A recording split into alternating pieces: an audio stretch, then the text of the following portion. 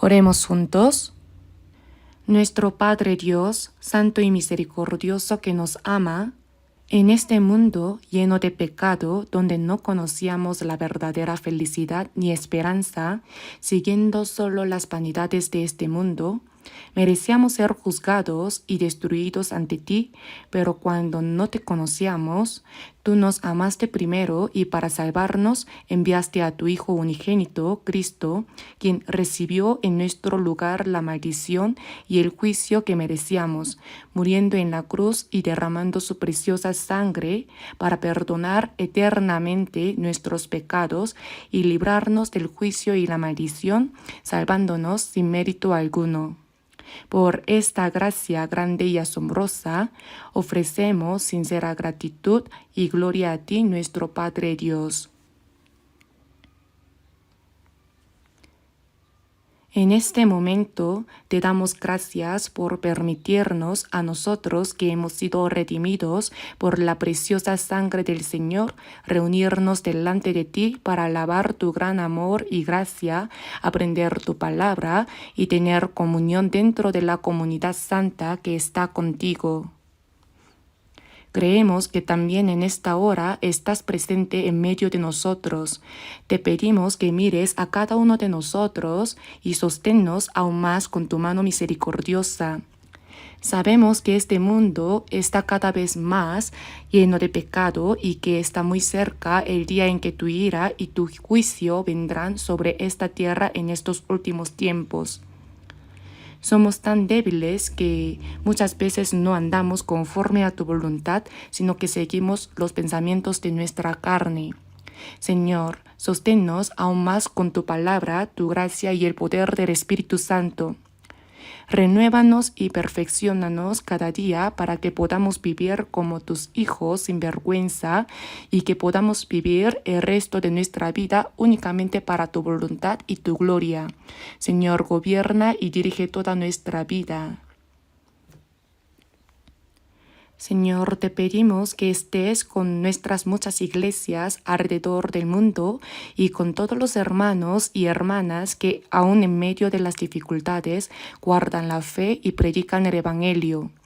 Llénalos con tu palabra, sabiduría y el poder del Espíritu Santo para que en estos últimos tiempos testifiquen con más valentía tu Evangelio y así puedan guiar a muchas almas perdidas hacia ti y que se cumpla poderosamente tu gran obra de salvación.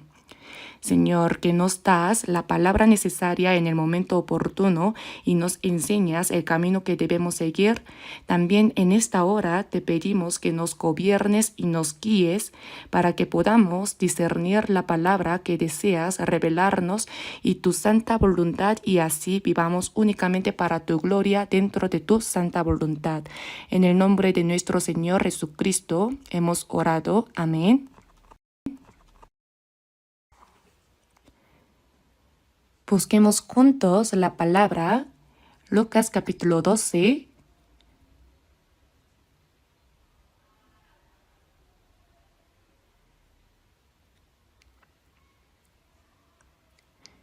Voy a leer Lucas capítulo 12, versículos 13 al 21. Lucas capítulo 12, versículos 13 al 21.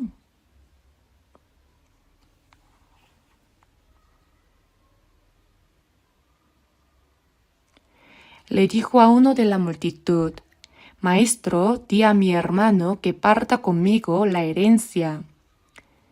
Mas él le dijo: Hombre, ¿quién me ha puesto sobre vosotros como juez o partidor? Y les dijo: Mirad y guardaos de toda avaricia, porque la vida del hombre no consiste en la abundancia de los bienes que posee. También les refirió una parábola diciendo: La heredad de un hombre rico había producido mucho. Y él pensaba dentro de sí diciendo: ¿Qué haré? Porque no tengo dónde guardar mis frutos. Y dijo: Esto haré, derribaré mis graneros y los edificaré mayores, y allí guardaré todos mis frutos y mis bienes. Y diré a mi alma: Alma, muchos bienes tienes guardados para muchos años. repósate, come, bebe y regocíjate. Pero Dios le dijo, necio, esta noche vienen a pedirte tu alma, y lo que has provisto, ¿de quién será? Así es el que hace para sí tesoro y no es rico para con Dios.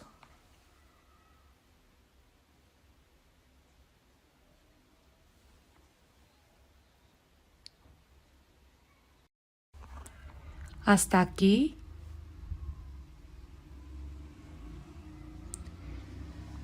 Hoy a través de esta palabra me gustaría compartir el mensaje con el título El rico necio.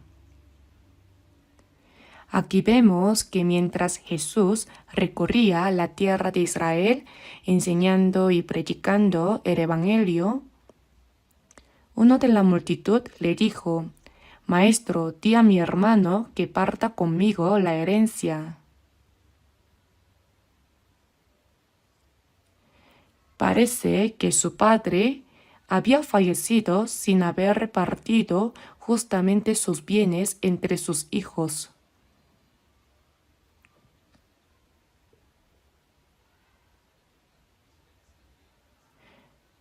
Por eso surgió una disputa entre los hermanos por la herencia. Por más que hablaban, el hermano mayor, aparentemente más codicioso, quería quedarse con más parte y el hermano menor trataba de reclamar lo que le correspondía. Ninguno de los dos estaba dispuesto a ceder. Entonces, en medio de esa pelea, trajeron el asunto delante de Jesús. Maestro, di a mi hermano que parta conmigo la herencia.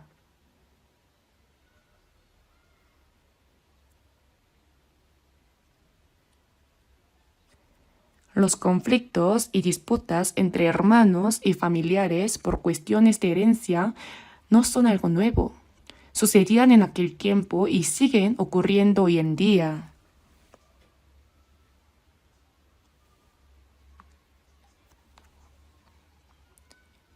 Yo personalmente he visto casos en los que, aun cuando los padres están vivos, los hijos pelean fuertemente delante de ellos para quedarse con la poca herencia que tienen. Realmente uno se pregunta, ¿qué es el dinero o la riqueza para causar todo esto? Incluso en los grandes conglomerados empresariales, ¿no hemos visto cómo los hermanos terminan en disputas por repartirse los bienes de la empresa? Por ese tipo de problemas, hermanos se convierten en enemigos e incluso amigos dejan de hablarse, todo por causa del dinero, ¿verdad?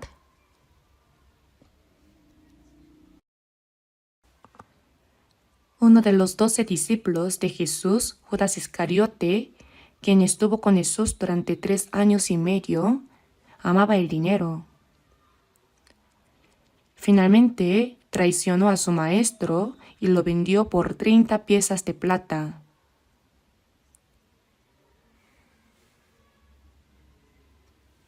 Cuando el diablo terminó de obrar en su corazón, Judas comenzó a recuperar la cordura y sintiendo una gran culpabilidad dijo, ¿qué he hecho?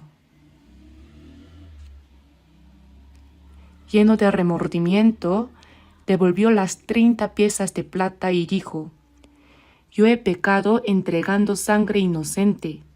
Mas ellos dijeron, ¿qué nos importa a nosotros? Allá tú. Y no aceptaron el dinero. Entonces Judas arrojó las piezas de plata en el templo y debido al gran remordimiento de conciencia salió y fue y se ahorcó, como está registrado en la Biblia. En realidad, Judas no fue quien vendió a Jesús. Jesús no puede ser entregado por alguien como Judas. Judas vendió su alma por 30 piezas de plata. Jesús dijo, a la verdad el Hijo del Hombre va según está escrito de él. El Señor iba a morir y resucitar conforme a lo que estaba escrito, y como se menciona en la Biblia, regresaría al Padre. Sin embargo, Jesús añadió, «Ay de aquel hombre por quien el Hijo del Hombre es entregado. Bueno le fuera a ese hombre no haber nacido. Si no hubiera nacido, no iría al infierno. Pero ¿será que alguien como Judas es el único? No, hay muchos, incluso hoy en día. En este mundo, muchos se dejan llevar por cosas vanas y se enfocan solo en cómo ganar mucho dinero. Cuando sus propios métodos no funcionan, recurren a cualquier medio, incluso engañando o estafando, para intentar vivir bien.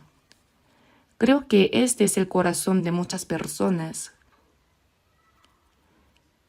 Y es así como, por el amor al dinero, terminan vendiendo su alma. Jesús dijo, «Hombre, ¿quién me ha puesto sobre vosotros como juez o partidor?»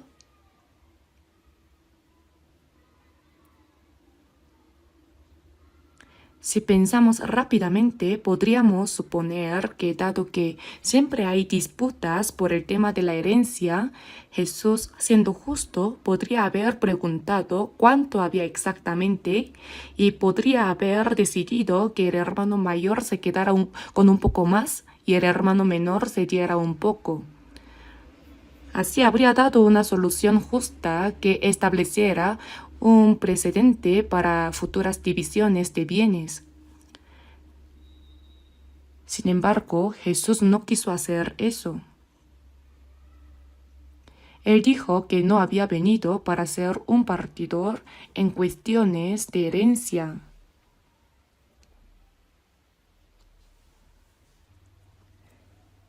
Jesús no vino para satisfacer la codicia humana, ni para, como algunos dicen, quitarles a los ricos y repartir entre los pobres, haciendo un movimiento socialista, estableciendo un orden económico o resolviendo problemas carnales.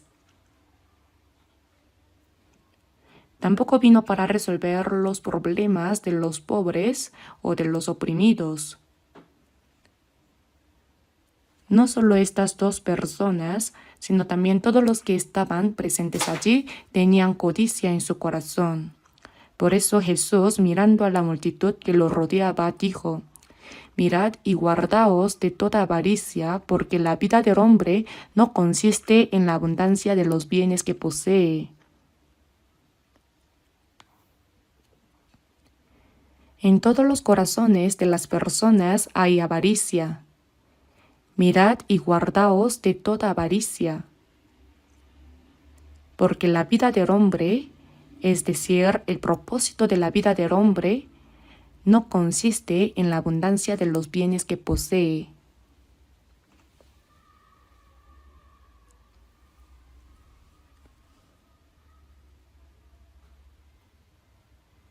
Si observamos a las personas en este mundo, parece que incluso hoy en día su único propósito es ganar dinero y preocuparse por cómo vivir alimentándose bien y disfrutando de la vida.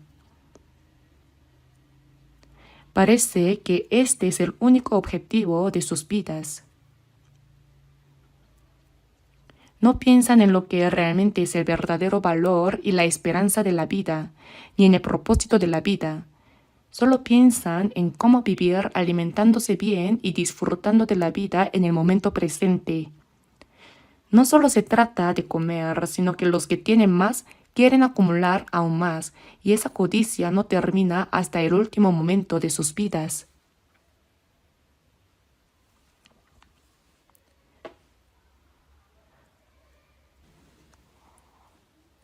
Una vez le dije a una señora que tenía una pequeña tienda, «Señora, debe creer en Jesús y recibir la salvación. Debe pensar en el asunto de su alma». Pero ella me respondió, «Ay, ahora mismo estoy demasiado ocupada tratando de sobrevivir. No tengo tiempo para pensar en mi alma, el cielo o el infierno. Esta tienda la alquilo. Pago renta mensual y estoy trabajando duro. Mi propósito es ganar mucho dinero, tener mi propio local y mi propio edificio».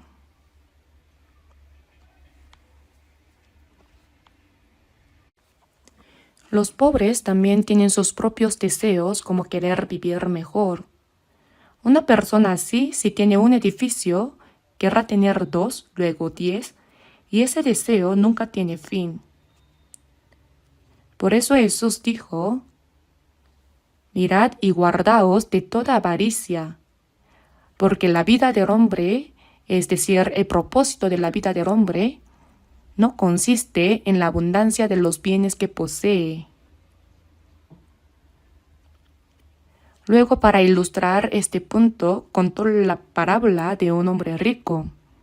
En esos tiempos no era común tener grandes empresas como hoy en día, sino que la riqueza se medía por la agricultura o la cantidad de ganado como ovejas y vacas que uno poseía. Y Jesús dijo, la heredad de un hombre rico había producido mucho. Y él pensaba dentro de sí diciendo, ¿qué haré? ¿Por qué no tengo dónde guardar mis frutos? Y dijo, esto haré, derribaré mis graneros y los edificaré mayores, y allí guardaré todos mis frutos y mis bienes. Pero no terminó allí. Dijo, alma, muchos bienes tienes guardados para muchos años. Repósate, come, bebe, regocíjate. Este hombre estaba claramente equivocado. Al parecer sabía que tenía alma, ya que dijo, alma, muchos bienes tienes guardados para muchos años. Repósate, come, bebe, regocíjate. ¿Pero acaso el alma vive comiendo y bebiendo? Evidentemente ni siquiera sabía lo que realmente era el alma.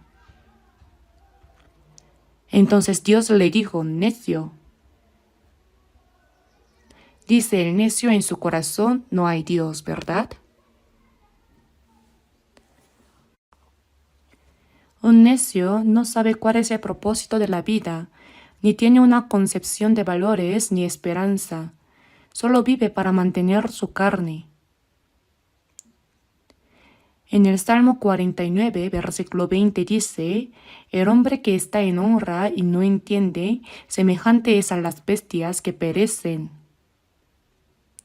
El ser humano fue creado con espíritu a imagen de Dios, y solo cuando su espíritu se satisface en Dios, cuando tiene la vida eterna y la esperanza del cielo que Él da, puede ser verdaderamente feliz. Pero este hombre, aunque parecía saber que tenía alma, pues dijo alma, también dijo, muchos bienes tienes guardados para muchos años. Repósate, come, bebe, regocíjate. ¡Qué hombre tan necio! Por eso Dios le dijo, necio, esta noche vienen a pedirte tu alma. Y Dios se la llevó.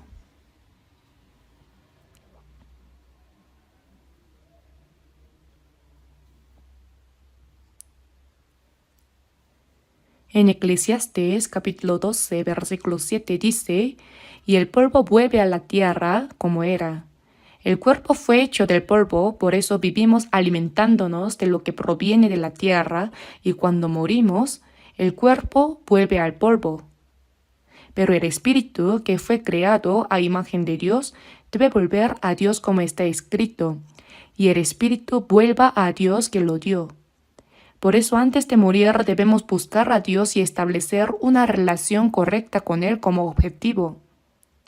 En Eclesiastés capítulo 3 está escrito, ¿quién sabe que el espíritu de los hijos de los hombres sube arriba y que el espíritu del animal desciende abajo a la tierra? Como el alma del ser humano es espíritu, cuando el cuerpo muere, su espíritu sube a Dios. Por eso en Job capítulo 19, versículo 26 dice, y después de deshecha está mi piel, cuando una persona muere, su cuerpo vuelve al polvo. En mi carne he de ver a Dios. Como el espíritu ya no puede permanecer en el cuerpo, sale fuera de la carne y debe encontrarse con Dios. Incluso aquellos que dicen que Dios no existe también deben encontrarse con Él. La tarea más importante que una persona debe cumplir en esta vida es conocer a Dios y establecer una relación correcta con Él. En Amos, capítulo 4, versículo 12 está escrito: prepárate para venir al encuentro de tu Dios. Prepararse para encontrarse con Dios es la tarea más importante que uno debe cumplir mientras vive en este mundo. Pero este rico necio parecía no conocer a Dios, ni tampoco comprendía qué es el alma. Solo decía: come, bebe y regocíjate. Sin embargo, Dios le dijo: necio, esta noche vienen a pedirte tu alma. Como el alma la dio Dios, también Él la lleva. En Proverbios capítulo 27, versículo 1 dice: no te jactes del día de mañana. Las personas solo piensan en cómo vivir mejor más adelante, pero está escrito: no sabes qué dará de sí el día. En Santiago capítulo 4 también se habla de cómo las personas hacen planes para un año y proyectan su futuro. Sin embargo, en Santiago capítulo 4, versículo 14 dice: ¿qué es vuestra vida? Ciertamente es neblina que se aparece por un poco de tiempo y luego se desvanece. La vida de nuestra carne es como una neblina que aparece por un momento y desaparece como el viento. Aún así, los seres humanos tan frágiles hacen planes como si fueran a vivir cientos o miles de años con esperanzas absurdas. Pero en realidad nadie sabe lo que puede pasar en un solo día. Si esta noche Dios viene a pedir nuestra alma, ¿de quién será todo lo que hemos acumulado y preparado? Sea conocimiento, honor, poder o grandes riquezas, ya no será nuestro. Antes de fallecer, el presidente de Samsung, Lee Hon-hee, dijo algo que apareció en los periódicos: cuando muera, no sé quién se quedará con mi hermosa villa, ni quién tendrá las llaves de mi coche de lujo. No sé qué pasará con todo eso. Es cierto. Por mucho que uno tenga cosas buenas, nada de eso perdura para siempre. Todo tiene su fin. Esta noche vienen a pedirte tu alma, y lo que has provisto, ¿de quién será? Como está escrito: así es el que hace para sí tesoro. Debemos prepararnos para encontrarnos con Dios, pero así es el que no es rico para con Dios, es decir, es un necio. Muchas personas son ricas, otras aspiran a serlo y sueñan con serlo. Pero desde la perspectiva de Dios, todos ellos son simplemente ricos necios.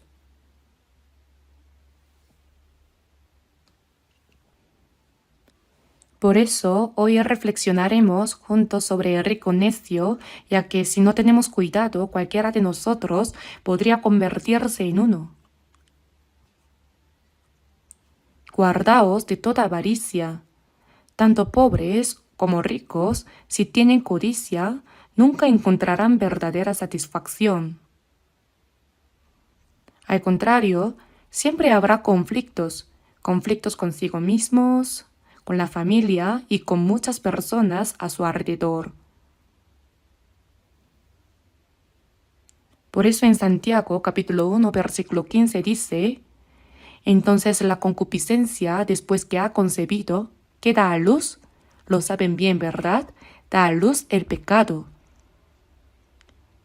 La concupiscencia, cuando concibe y crece poco a poco, lleva al pecado y termina engañando incluso a la propia conciencia. El pecado, siendo consumado, da a luz la muerte, y el resultado es la muerte. No solo la muerte carnal, sino también la segunda muerte más allá de esta vida, el lago de fuego. Y si vemos 1 de Timoteo capítulo 6, versículos 7 al 10, porque nada hemos traído a este mundo, y sin duda nada podremos sacar. Es cierto, vinimos con las manos vacías y nos iremos con las manos vacías.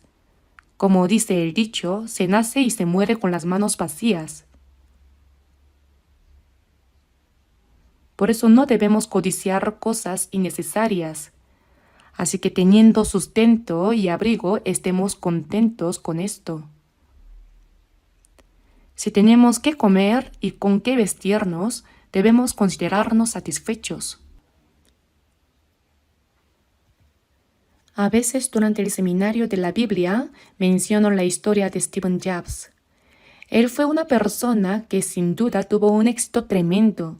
Desarrolló el iPhone de Apple, ¿verdad?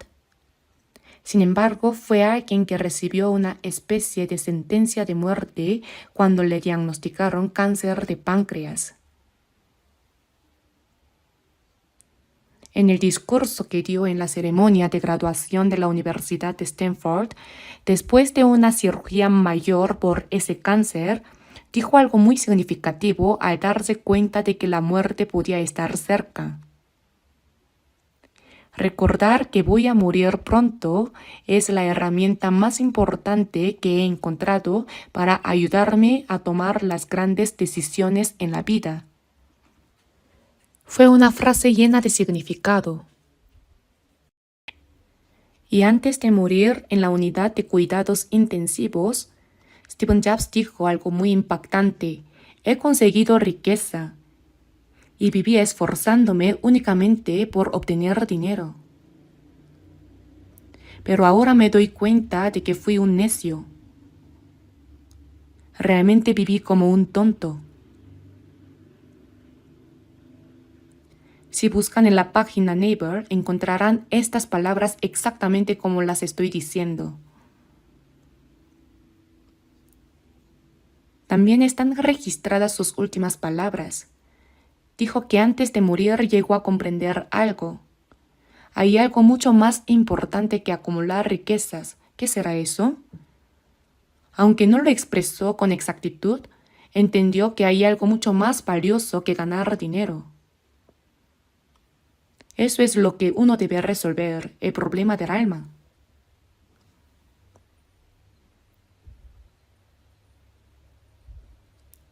En Eclesiastés capítulo 5 versículo 15 también está escrito: como salió del vientre de su madre, desnudo así vuelve, yéndose tal como vino, y nada tiene de su trabajo para llevar en su mano.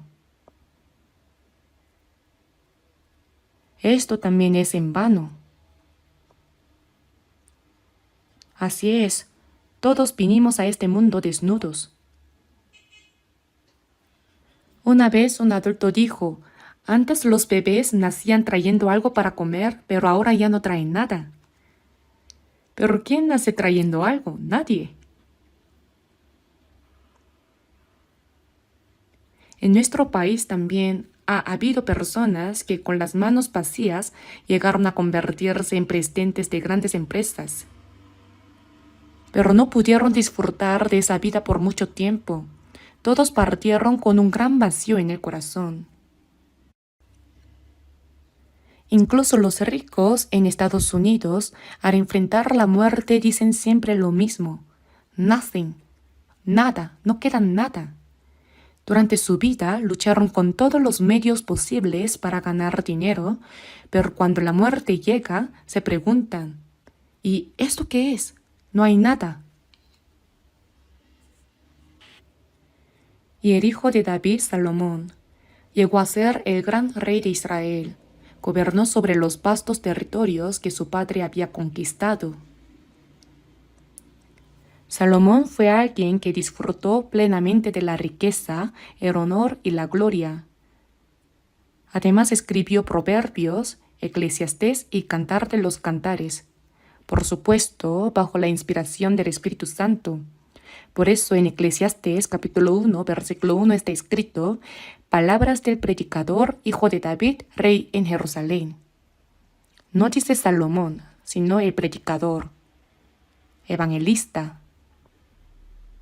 Dios le concedió a Salomón toda la riqueza y gloria. Le dio en abundancia todo lo que la gente de este mundo desea obtener.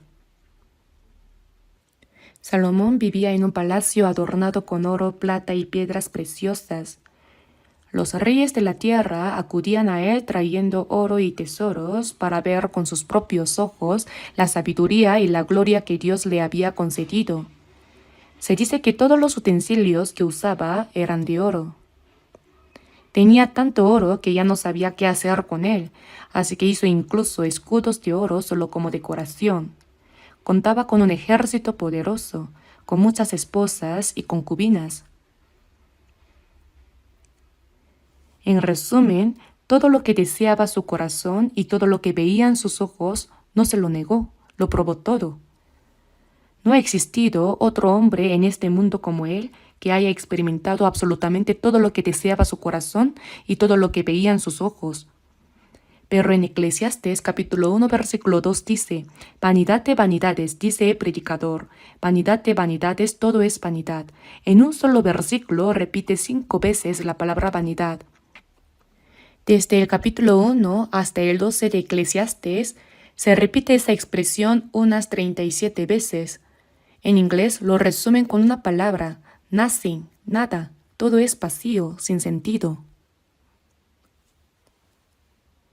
Por eso en el Salmo capítulo 39, en los versículos 4 al 7, se habla del gran rey David que había conquistado las naciones extranjeras a su alrededor y establecido un reino unido. Es impresionante, ¿verdad? Napoleón, después de conquistar algunos territorios, dijo, la palabra imposible no está en mi diccionario, una expresión de orgullo. Sin embargo, tras su derrota en la batalla de Waterloo y su exilio en la isla de Santa Elena, dijo, he fracasado, he perdido.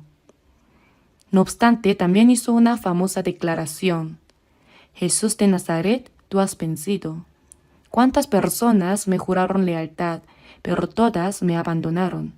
Pero tú, Jesús de Nazaret, el que murió en la cruz, tú has vencido. Hoy en día, ¿cuántas personas te aman, te obedecen y están dispuestas a dar sus vidas por ti? Tú eres el verdadero vencedor. Estas fueron palabras especiales.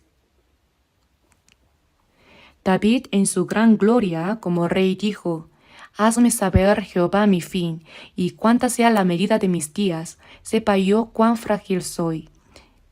Mi fin, es decir, el último de la carne, el fin y la medida de los días. Hazme saber cuánta sea la medida de mis días, sepa yo cuán frágil soy. He aquí, diste a mis días término corto, y mi edad es como nada delante de ti. Ciertamente es completa vanidad todo hombre que vive. La vida ante Dios es como la anchura de la palma de la mano. Si se pone una hormiga sobre la palma, rápidamente caerá. Y mi edad es como nada delante de ti. Ciertamente es completa vanidad todo hombre que vive. Ahora, aunque uno haya tenido éxito y haya obtenido todo, cuando afirma estar firme, en realidad todo es completa vanidad. Ciertamente como una sombra es el hombre, ciertamente en vano se afana, amontona riquezas y no sabe quién las recogerá. David sabía esto. Todas las personas se afanan en cosas vanas y amontonan riquezas más y más. Ciertamente en vano se afana, amontona riquezas y no sabe quién las recogerá. Y ahora, Señor, ¿qué esperaré? Mi esperanza está en ti. Realmente ese gran rey David testificó que este mundo es vanidad. Todo es vanidad. Mi esperanza está solo en el Señor. Por eso Dios amó tanto a David. Bien, debemos saber esta verdad primero. Vamos a abrir brevemente el libro de Eclesiastés. Como solo estoy mencionando la Biblia todo el tiempo, veamos Eclesiastés capítulo 9. Eclesiastés capítulo 9, versículo 3. Lo tenemos, leamos juntos. Este mal hay entre todo lo que se hace debajo del sol, que un mismo suceso acontece a todos, y también que el corazón de los hijos de los hombres está lleno de mal y de insensatez en su corazón durante su vida, y después de esto se van a los muertos. Este mal hay entre todo lo que se hace debajo del sol, que un mismo suceso acontece a todos, y también que el corazón de los hijos de los hombres está lleno de mal y de insensatez en su corazón durante su vida. El corazón de los hijos de los hombres está lleno de mal en su vida, codicia. La codicia es maldad, ¿verdad? Aunque no trajimos nada con nosotros, vivimos como si fuéramos a estar aquí para siempre, cuando en realidad deberíamos estar preparados para partir en cualquier momento. Está lleno de mal y de insensatez en su corazón durante su vida. ¿No es esta palabra muy realista? Algunas personas están locas por el sexo opuesto. De verdad hay quienes están completamente fuera de sí. Algunos actores y actrices, especialmente las mujeres, parecen enloquecer, aunque no tiene sentido enloquecer así. Y también hay hombres que se vuelven locos. Hay quienes pierden la cabeza cegados por el deseo de fama. No están en su sano juicio, están locos. También los que hacen negocios, si lo hicieran de manera justa y se sintieran satisfechos con eso, estaría bien, pero no tienen fin, no importa qué medios usen. Los deseos del mundo hacen que uno viva con un corazón enloquecido toda su vida y al final vuelve a los muertos.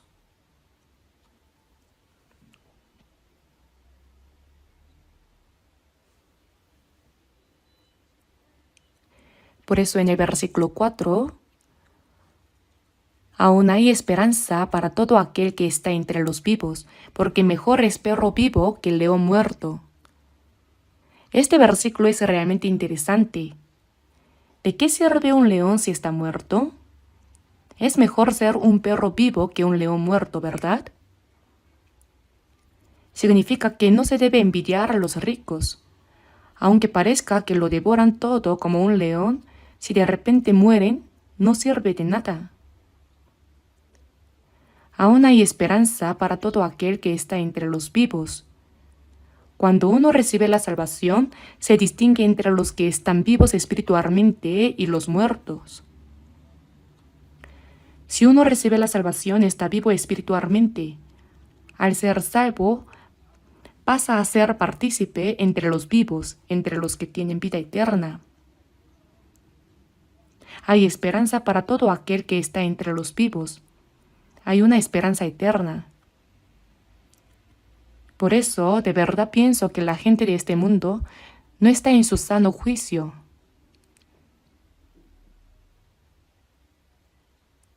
Proverbios capítulo 23 está justo antes de Eclesiastés.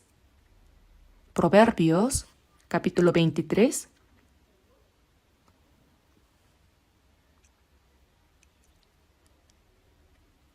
Capítulo 23, versículos 4 y 5. Leamos juntos. No te afanes por hacerte rico, sé prudente y desiste. ¿Has de poner tus ojos en las riquezas siendo ningunas? Porque se harán alas como alas de águila y volarán al cielo. No te afanes por hacerte rico, sé prudente y desiste. Aunque uno tenga codicia, debe controlarse. Si una persona adquiere riquezas mediante su talento, su esfuerzo y su sacrificio, tiene cosas importantes que hacer con ellas, ¿verdad? Especialmente los cristianos.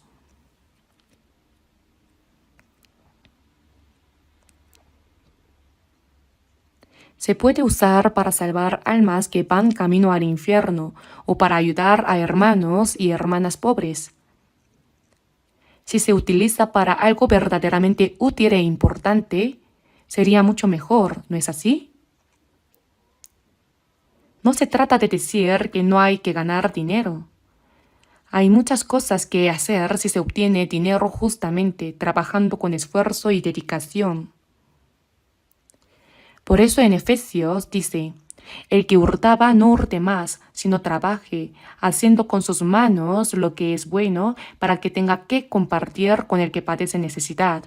Es cierto, ¿verdad? Si uno trabaja con sus propias manos y puede ayudar al necesitado, eso sí que tiene valor. Pero dice, sé prudente y desiste. Uno debe ejercitar el autocontrol, pero hay quienes maquilan en su mente cómo hacer dinero. Por eso dice, ¿has de poner tus ojos en las riquezas siendo ningunas? Debemos volver nuestros ojos a Dios, regocijarnos en la vida eterna y la esperanza que Él nos ha dado, y encontrar siempre satisfacción y alegría en la vida junto a Dios. Porque está escrito que las riquezas se harán alas como alas de águila y volarán al cielo. Hay casos en los que algunas personas, aunque sean ricas, perecen repentinamente y al morir todo desaparece. Entonces algunos dicen, por eso hay que atar bien la riqueza por medio de bienes raíces para que no se vuele. Bienes raíces, para que no se mueva ni un centímetro. Pero aunque uno lo ate así, de todos modos se va. Ya sea para un lado o para otro, no sirve de nada. Por eso la persona no debe ser necia delante de Dios. Hay que entender qué significa ser sabio. Pero en 2 de Timoteo, capítulo 3, versículos 1 al 2 dice, también debes saber esto, que en los postreros días vendrán tiempos peligrosos, porque habrá hombres amadores de sí mismos, ávaros. Como se aman a sí mismos, aman el dinero. Piensan que si ganan mucho dinero, el dinero los hará felices. Piensan que su dinero los protegerá y se hará cargo de su futuro. Parece correcto, pero no lo es. Esto no es la respuesta.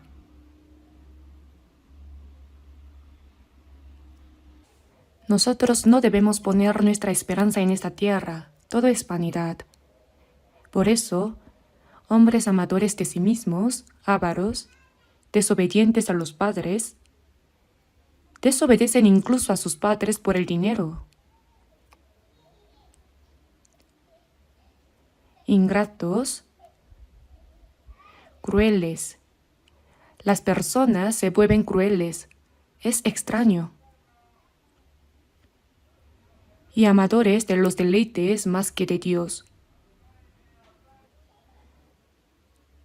Aman más las riquezas de este mundo que a Dios. Y como creen que esas riquezas les dan alegría y felicidad, aman esos placeres vanos más que a Dios.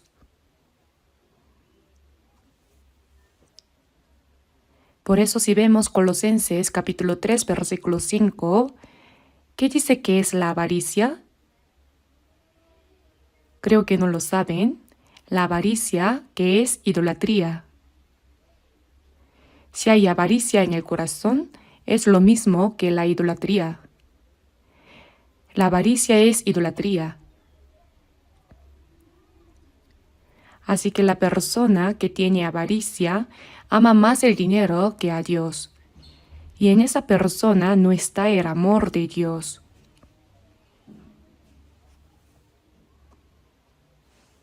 Hay personas en la Biblia, tanto en el Antiguo como en el Nuevo Testamento, que se arruinaron por la avaricia de la riqueza.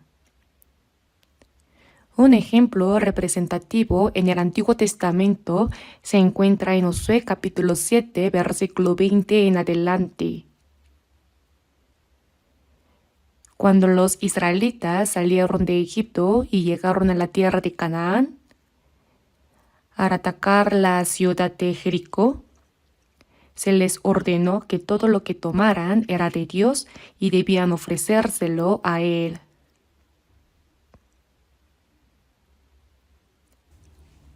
Sin embargo, un hombre llamado Acán vio un manto babilónico de Sinar que le pareció muy bueno. Y también vio lingotes de oro y plata y rápidamente los escondió debajo de su tienda, los ocultó debajo de la tierra.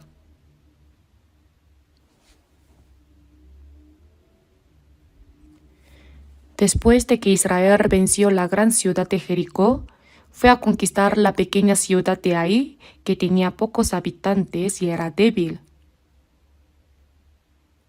Sin embargo, a pesar de haber derrotado a la gran ciudad de Jericó, Israel fue derrotado ante los habitantes de Ai.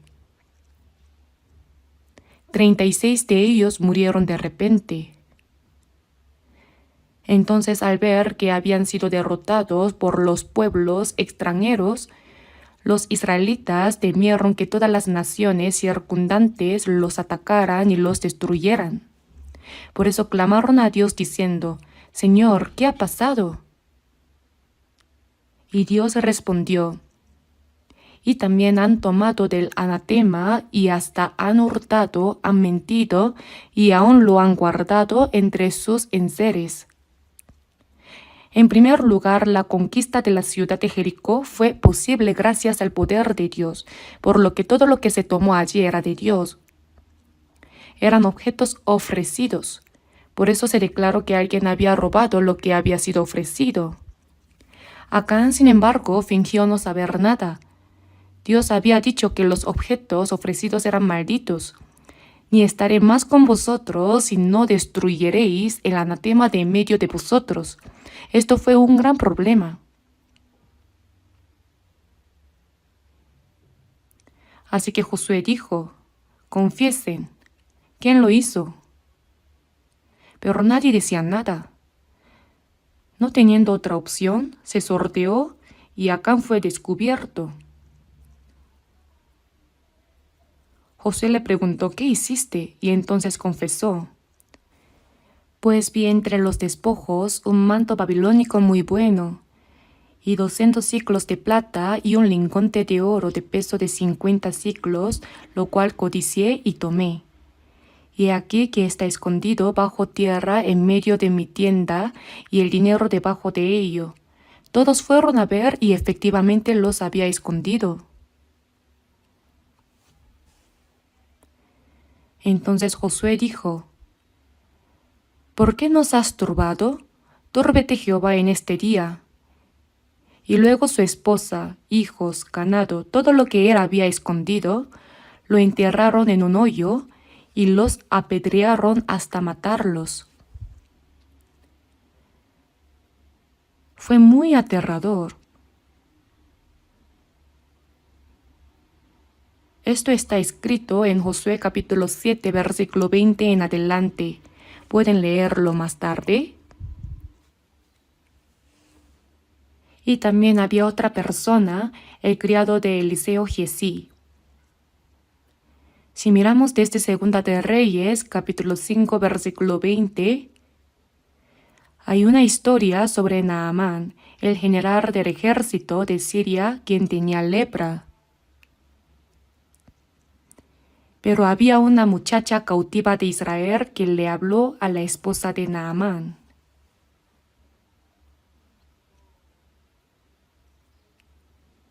«Si rogase mi señor al profeta que está en Samaria, él lo sanaría de su lepra».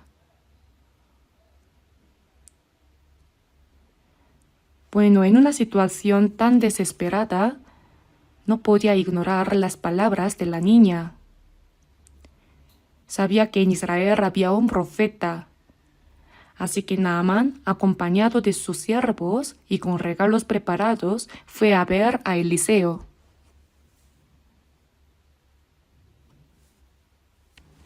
Naamán, siendo general del ejército de Siria, tenía gran poder. Sin embargo, al escuchar que el general del ejército había llegado, Eliseo no salió a verlo, sino que envió a su criado con el mensaje Ve y lávate 7 veces en el Jordán y tu carne se te restaurará y serás limpio.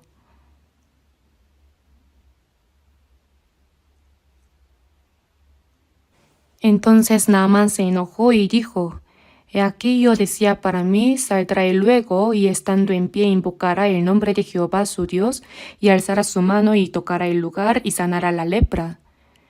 Ni siquiera salió a verlo, lo que hizo fue a decirle: ve y lávate en el río Jordán. Abana y Farfá, ríos de Damasco, ¿no son mejores que todas las aguas de Israel? Si me lavare en ellos, ¿no seré también limpio? En otras palabras, ¿acaso vine porque no hay ríos mejores que este? ¿Por qué desprecia a nuestro ejército de Siria?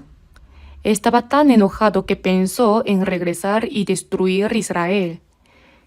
Iba a regresar, pero si hubiera regresado, habría sido un gran error. Pero sus criados le dijeron: Padre mío, si el profeta te mandara alguna gran cosa, ¿no la harías? ¿Cuánto más diciéndote: lávate y serás limpio?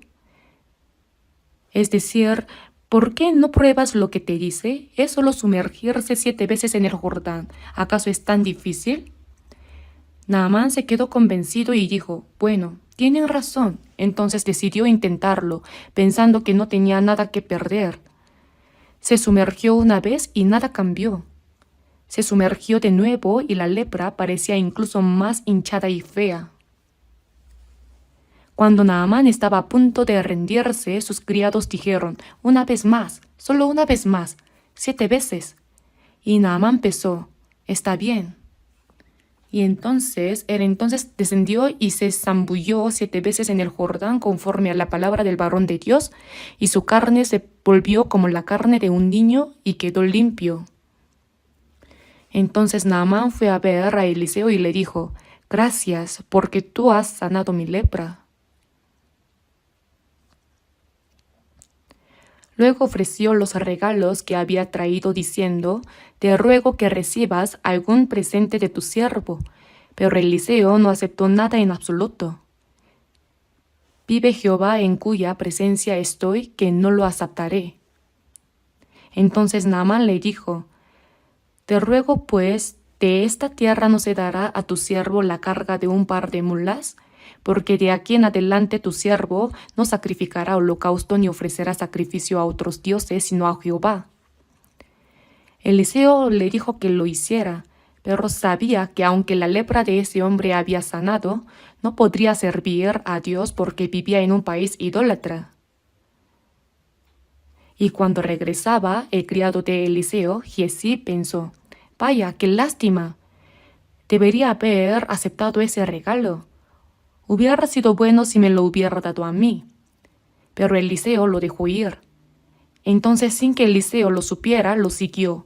Caminó un buen trecho y cuando alcanzó a Naamán le dijo: mi señor me envía a decirte: he aquí vinieron a mí en esta hora del monte de Efraín 2 jóvenes de los hijos de los profetas. Te ruego que les des un talento de plata y 2 vestidos nuevos. De esta manera, Giezi consiguió lo que quería. Lo puso todo a cuestas a 2 de sus criados para que lo llevaran con los animales y lo guardó en su casa.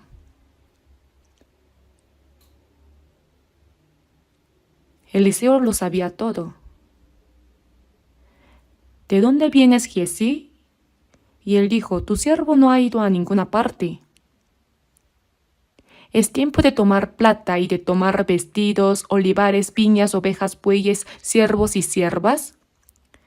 Por tanto, la lepra de Naamán se te pegará a ti y a tu descendencia para siempre. Y así la lepra de Naamán se le pegó a Giezi y se le volvió blanco como la nieve.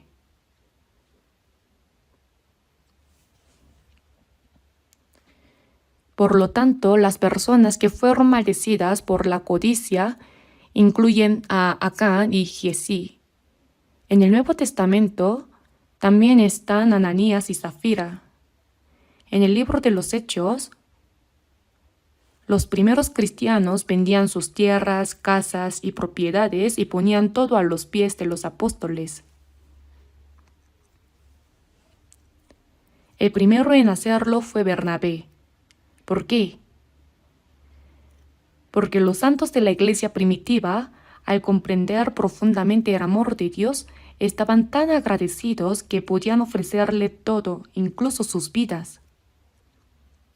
Además Jesús dijo: pero cuando viereis a Jerusalén rodeada de ejércitos, sabed entonces que su destrucción ha llegado.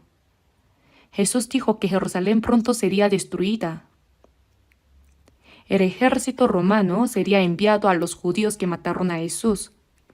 Y el día de la destrucción de Jerusalén sería también el día de la caída de Israel.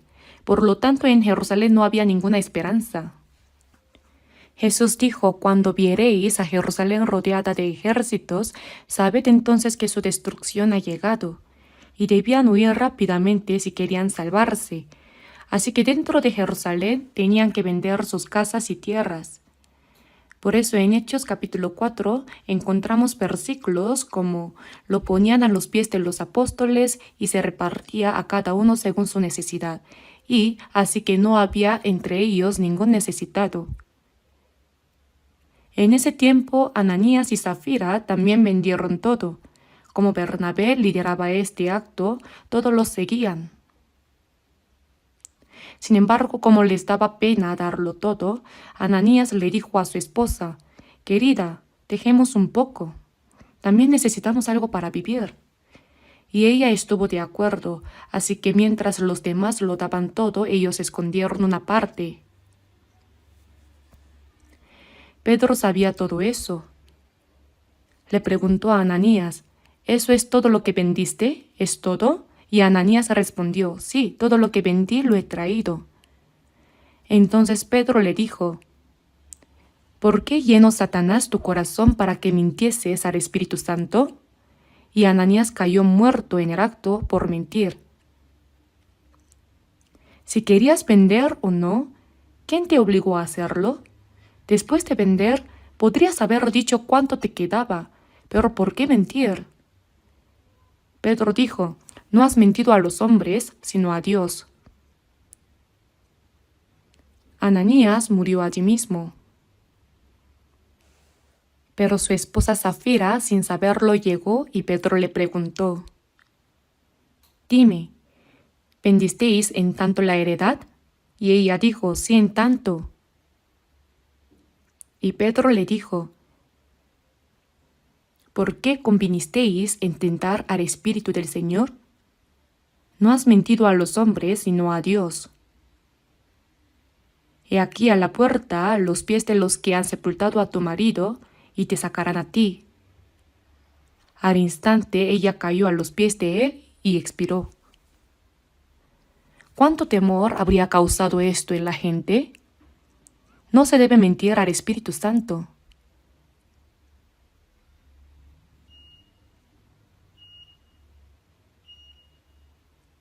No se trata de cuánto se dio, sino de que mentir al Espíritu Santo es el problema más grande. Además, si no lo hubieran vendido, habrían quedado atrapados y habrían muerto en Jerusalén debido a la riqueza. ¿Por qué la esposa de Lot, cuando Sodoma y Gomorra fueron destruidas, miró atrás y se convirtió en una estatua de sal? ¡Ay, olvidé mi túnica de seda en el armario! ¡Ay, olvidé mi anillo de oro! Y al mirar atrás, se convirtió en una estatua de sal. Si no hubiera tenido nada, no le habría pasado nada. Hay personas que murieron debido a la codicia. Judas Iscariote vendió a Jesús por 30 piezas de plata y cayó directamente al infierno. ¿Cuántas personas perecieron debido a la codicia hasta el día de hoy? Si hay codicia por las riquezas, se está lleno de amor al dinero y no hay espacio para amar a Dios.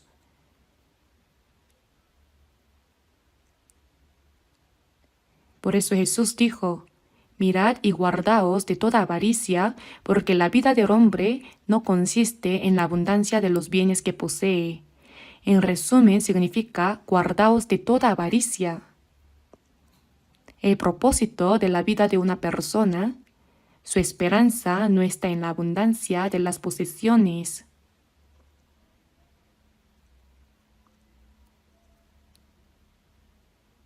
La felicidad y el propósito de la vida en este mundo no están en la abundancia de riquezas, como el Señor enfatizó claramente.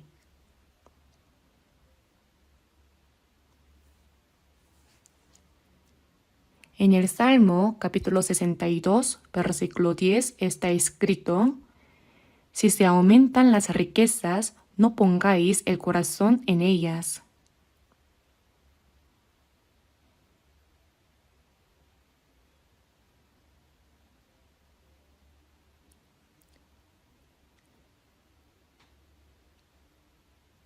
En Salmo capítulo 62, versículo 10, se menciona que las riquezas pueden aumentar, pero no debemos dejar que nuestro corazón sea cautivado por ello.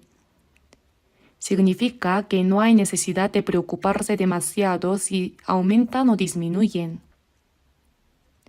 En 1 de Timoteo capítulo 6, versículo 17 también dice: ni pongan la esperanza en las riquezas, las cuales son inciertas. El dinero puede estar presente y luego desaparecer, y a veces puede estar ausente. Dios hace que las personas sean ricas y a veces las hace pobres. Debemos vivir según lo que Dios nos da, según su voluntad. Ni pongan la esperanza en las riquezas, las cuales son inciertas. En Eclesiastés capítulo 5, versículo 10 dice: el que ama el dinero no se saciará de dinero, y el que ama el mucho tener no sacará fruto. Pero ¿cómo llama la gente a los ricos? A esa persona vive bien. A los ricos los consideran personas que viven bien, personas excelentes. Y a los pobres los consideran personas que viven mal, personas fracasadas. ¿Pero está bien juzgar la dignidad de una persona basándose en el dinero?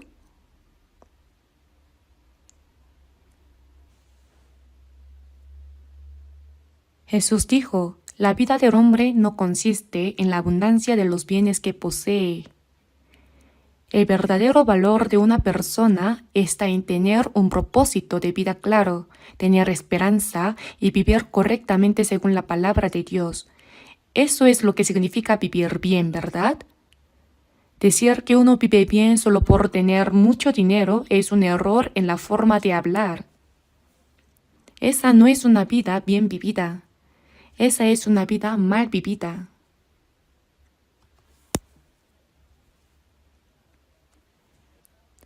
El dinero se debe ganar con diligencia, mediante la sabiduría, el esfuerzo y el trabajo arduo.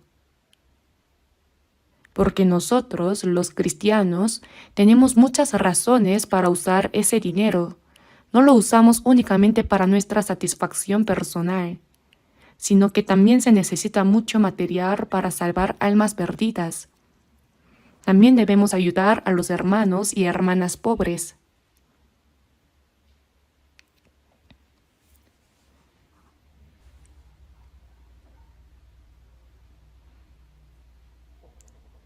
Cuando las personas se dejan llevar por las riquezas, su alma muere.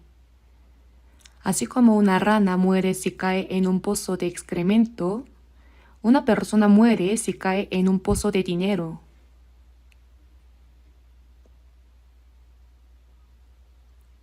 El dinero debe ser ganado por mí y yo debo poder usarlo con libertad. No debemos aferrarnos a él, ¿entienden? Cuando una persona cae en un pozo de dinero, muere. En Eclesiastés capítulo 5, versículo 13 dice: hay un mal doloroso que he visto debajo del sol, las riquezas guardadas por sus dueños para su mal. Dice que hay riquezas guardadas para el propio mal. Esto quiere decir que cuando uno no las guarda bien, pueden volverse perjudiciales para uno mismo. Les contaré algo que escuché. Había una persona que, el mismo día que recibió su título de doctorado, iba a heredar una gran herencia de sus padres. Y además, ese mismo día, tenía previsto casarse con una mujer hermosa. Todo estaba prometido, Pero ¿qué ocurrió? Al salir con su título de doctorado, fue atropellado por un taxi que pasaba y murió.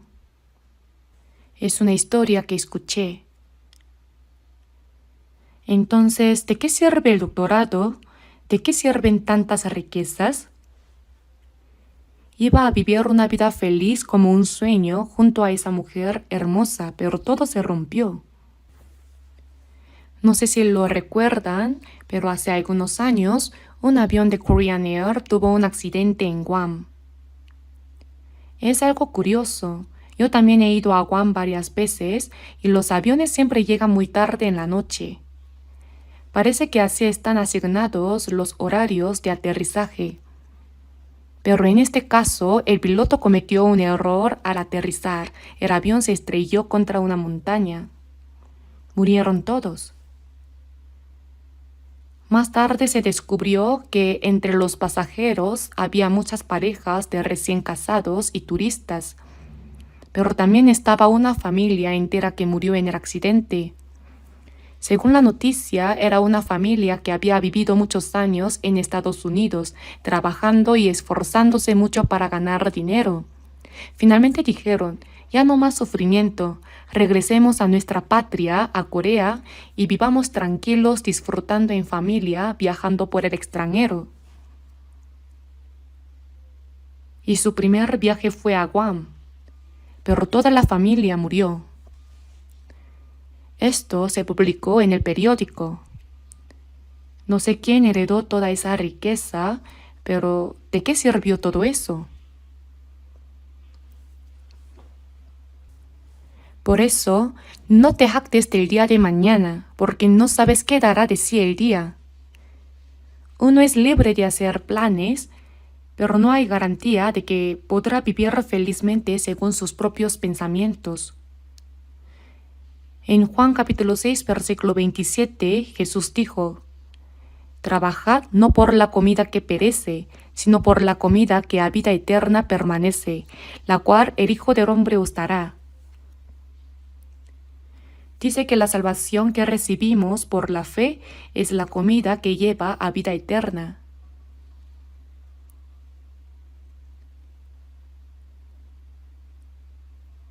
Cuando Jesús fue tentado por el diablo, había ayunado 40 días y estaba extremadamente cansado.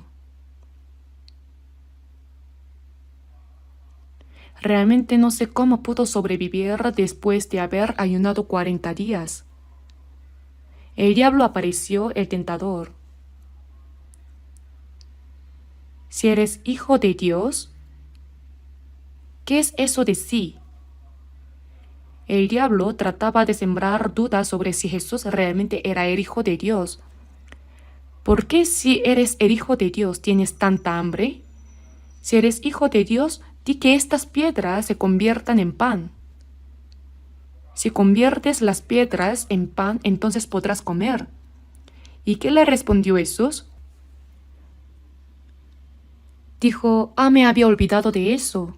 O dijo, claro, puedo hacerlo, ¿haré pan de las piedras? Jesús había dicho que incluso las piedras podrían convertirse en hijos de Abraham, ¿verdad? Sin embargo, no dijo así. Jesús respondió, escrito está, no solo de pan vivirá el hombre, sino de toda palabra que sale de la boca de Dios. El hombre no debe vivir solo de pan, el alimento carnal, sino también del alimento espiritual. No está mal decirlo así, pero Jesús no se refería solo a eso. Jesús es el Verbo hecho carne. ¿Y qué significa esto?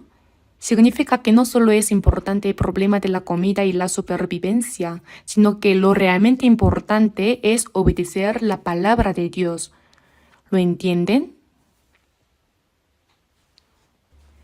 En Juan capítulo 4, cuando Jesús pasó por Samaria, estaba extremadamente cansado, sediento y hambriento.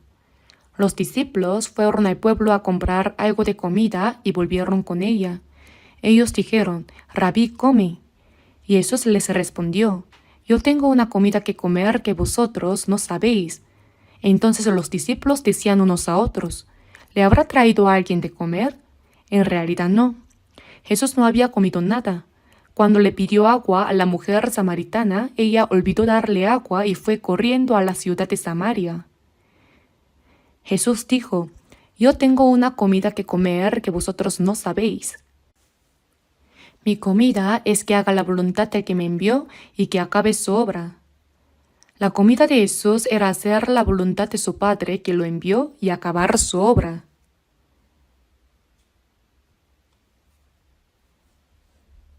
Hermanos, el objetivo no es solo conocer mucho de la Biblia, sino que al conocerla también debemos guardarla. Guardar esa palabra es el verdadero alimento.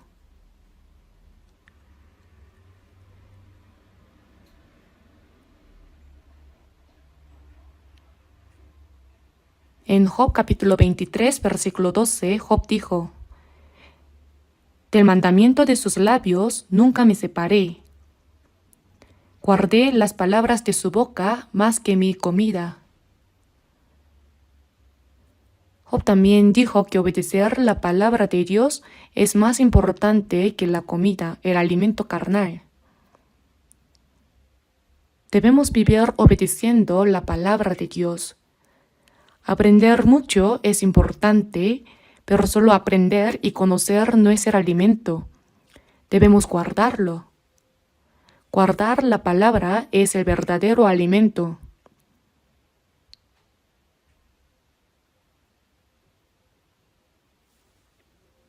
Jesús llamó necio al hombre rico que había acumulado grandes riquezas.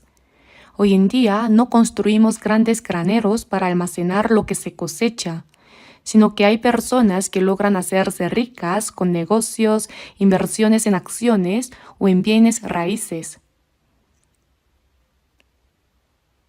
Pasan su vida acumulando riquezas y dicen: «Ahora puedo vivir bien». Este rico también dijo: «Repósate, come, bebe, regocíjate». Pero ¿qué reposo tiene una persona si ha acumulado tantas riquezas? No hay reposo.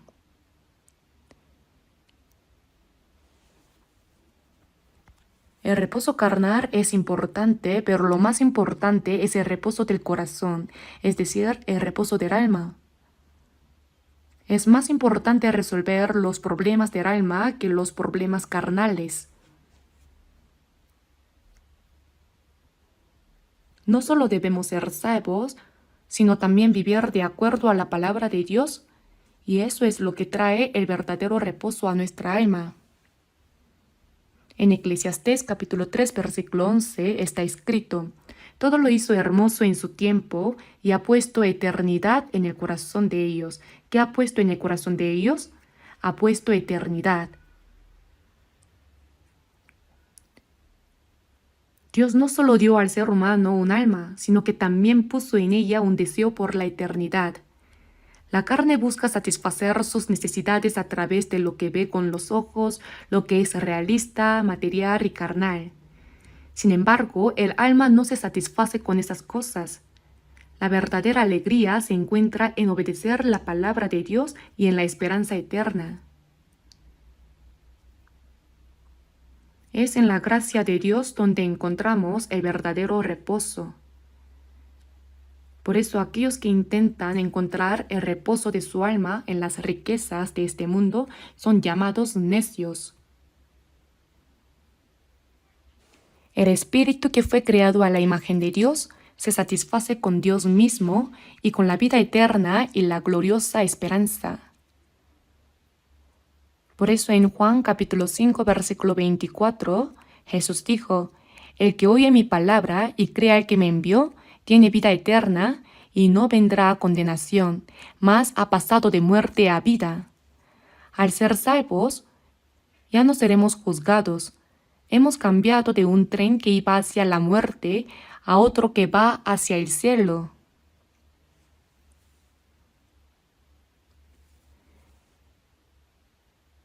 El alma no se satisface con los conocimientos de este mundo, ni con las riquezas, los placeres mundanos, la fama, ni nada de eso.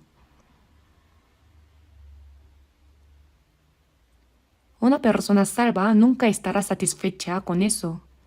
Los pecadores que están lejos de Dios no tienen esa verdadera satisfacción, felicidad ni reposo que nosotros tenemos. Ellos viven con el temor del juicio de Dios. Últimamente vi un programa en la televisión llamado Más hermoso que el cielo.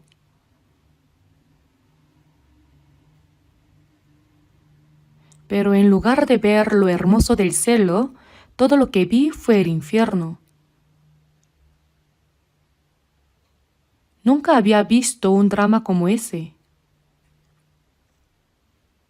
Muestran cómo, según las acciones de las personas, van al infierno. Hay varios tipos de infierno. Mataste a alguien, ¿verdad? No, no maté a nadie. Mataste a un bebé en tu vientre. Eres un asesino. Mentiste, ¿verdad? El abogado responde, no mentí.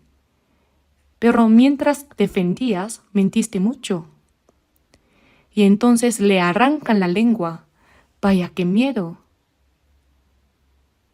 No se puede mentir en ese lugar. Cada acción es juzgada y la persona es lanzada al infierno de inmediato. Y luego muestran el azufre hirviendo en un lago de fuego.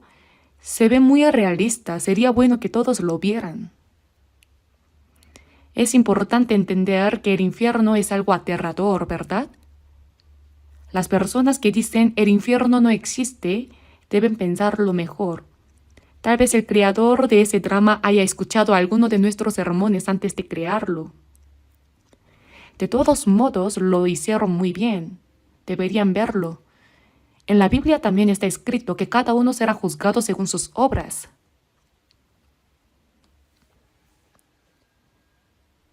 En el huerto del Edén había dos árboles importantes, el árbol de la vida que daba vida eterna y el árbol de la ciencia del bien y del mal cuyo fruto traía la muerte si se comía. Sin embargo, el diablo engañó a Eva diciéndole, prueba el fruto, no morirás.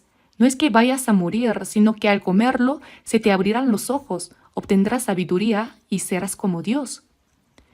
Dios no quiere que lo comas porque tiene celos de ti.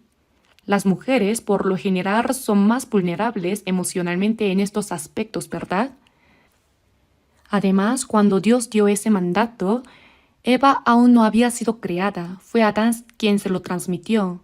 Por eso su convicción en la palabra de Dios era más débil.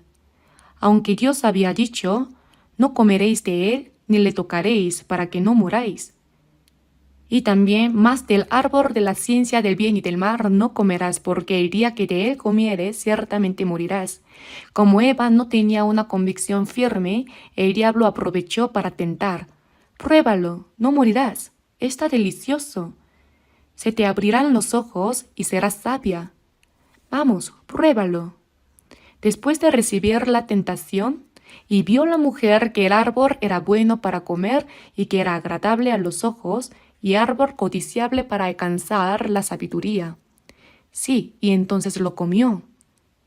Luego le dijo a Adán, amor, prueba esto. ¿Qué es? Es el fruto de la ciencia del bien y del mal. ¿Qué? Pero Dios dijo que si lo comemos moriremos. Entonces, ¿qué hago? Pues morirás. ¿Qué más? ¿Y cómo vas a vivir tú solo si yo muero? Si morimos, morimos juntos. Si vivimos, vivimos juntos. Pruébalo. Entonces Adán, con el corazón debilitado, dijo, bueno, está bien, y lo comió también.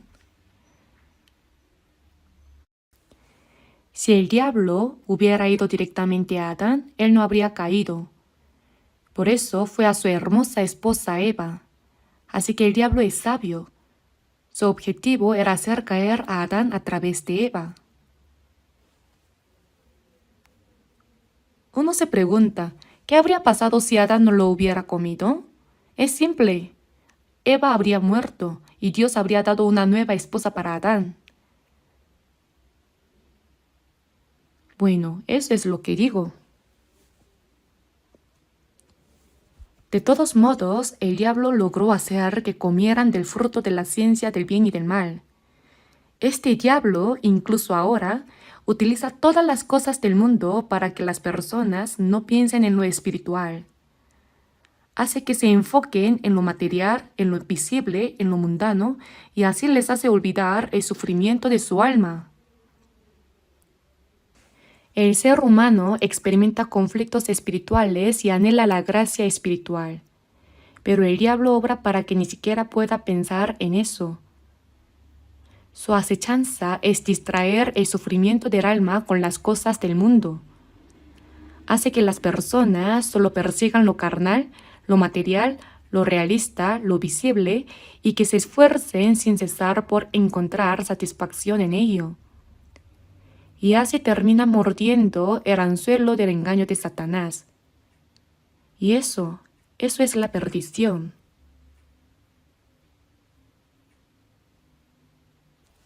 Conocen Fausto de Goethe, ¿verdad? La obra que escribió Goethe. Yo incluso fui a la casa de Goethe en Alemania, donde vivía antes. Fausto es su obra, y visité la casa donde vivió. Pues resulta que Goethe tenía esposa, pero también tenía una amante. Había fotos en la casa. Es algo extraño, la verdad. De todos modos, pienso que Fausto es como un monólogo interior de Goethe. Me preguntaba de qué trataba realmente la obra, así que le eché un vistazo. El contenido es bastante simple.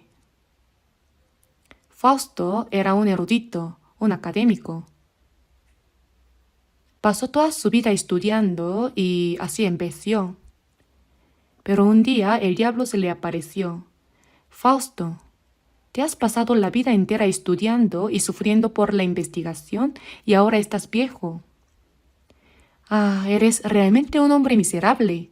Pero si me haces caso, yo te daré todo lo hermoso y bueno de este mundo. Haré que te conviertas en un joven lleno de vida, te haré conocer a una mujer hermosa y podrás casarte con ella.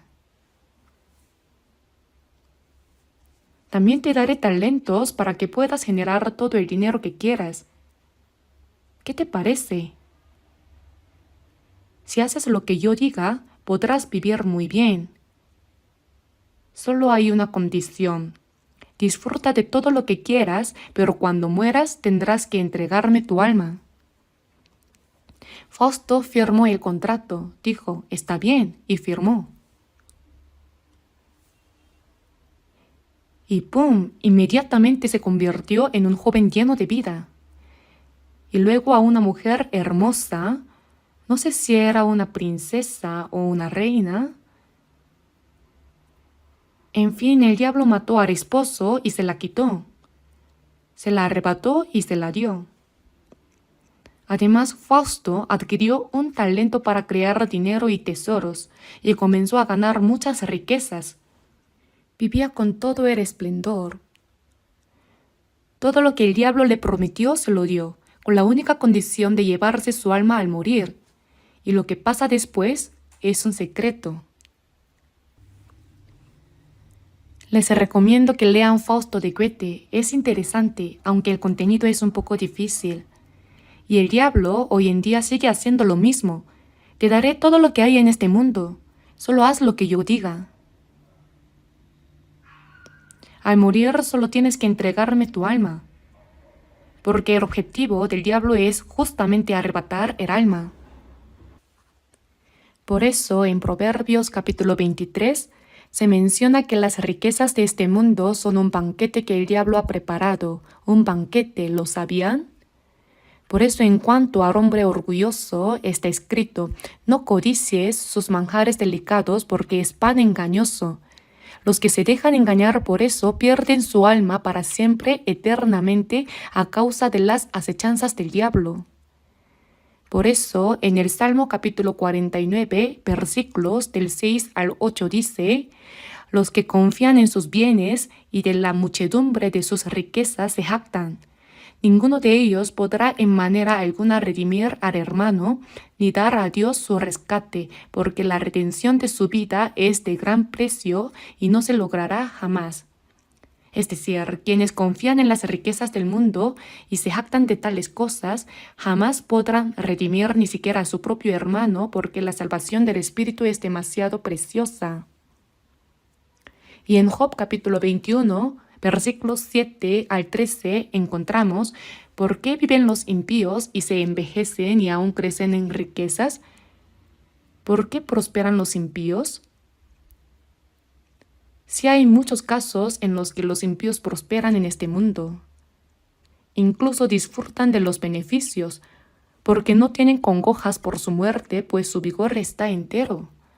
Pero pasan sus días en prosperidad y en paz descienden al Seol. Esto significa que si mueren de repente, van directamente al infierno.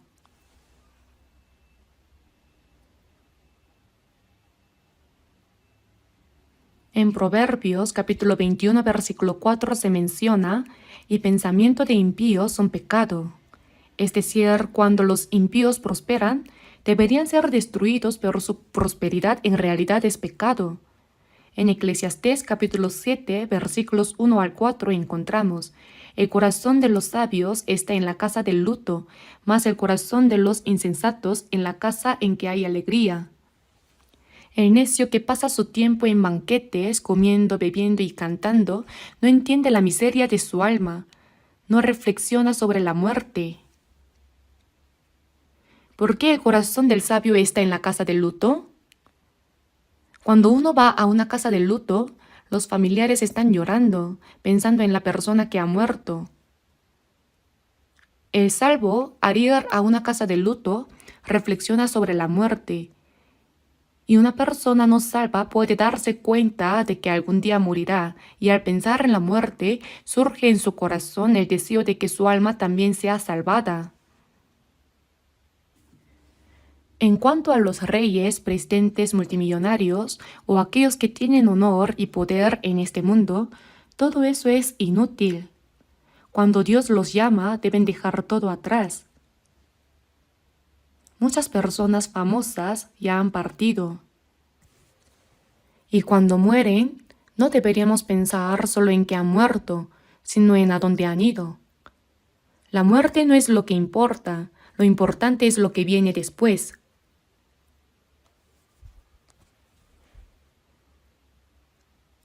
Al hablar tanto, ya ha pasado mucho tiempo, así que creo que debo parar.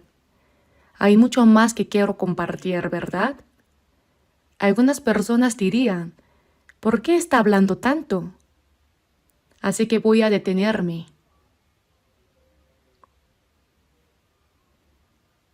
Bien, no seamos como el rico necio, ¿entendieron? No significa que no debemos ganar dinero, sino que debemos ganarlo de manera justa, con esfuerzo. Como cristianos tenemos mucho por hacer, por eso debemos trabajar con diligencia y honestidad, viviendo para la gloria de Dios. ¿Vamos a orar? Padre Dios misericordioso, gracias por habernos distinguido de entre tantas personas en este mundo para concedernos la salvación.